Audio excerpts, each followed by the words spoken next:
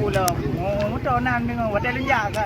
Hotel linjak, motor yang Syedaralun satu unit rumah tidak layak huni atau RTLH konstruksi kayu milik Suheri, berusia 50 tahun, seorang buruh lepas sebagai sopir mobil kebersihan Dinas Lingkungan Hidup dan Kehutanan Biren di atas tanah wakaf Dusun Barat, Desa Codbada Baru, Pasangan Biren, ludes terbakar sekitar pukul 12.51 waktu Indonesia bagian Barat pada Jumat 4 November 2022. Penyebab kebakaran diduga dari api kompor yang digunakan untuk memanaskan kuah makan siang oleh istrinya Mursyidah berusia 25 tahun. Tidak ada korban jiwa dalam musibah tersebut. Satu sepeda motor ikut terbakar pada bagian belakang, sementara lainnya rata dengan tanah.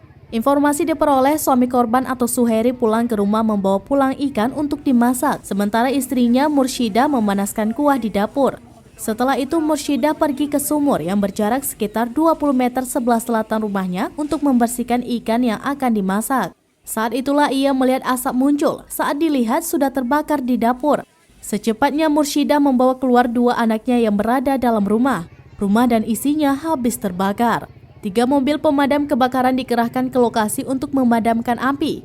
Cepatnya rambatan api, rumah korban dan isinya tidak dapat lagi diselamatkan. Musibah tersebut mengakibatkan Suheri bersama istrinya Mursyidah dan 2 anaknya, masing-masing M. Ambia berusia 5 tahun dan M. Zikram berusia 2 tahun kehilangan tempat tinggal. Seluruh pakaian, peralatan rumah tangga ludes, yang tersisa hanya baju di badan. Dari Biren, Yusmandin Idris, Serambi On TV.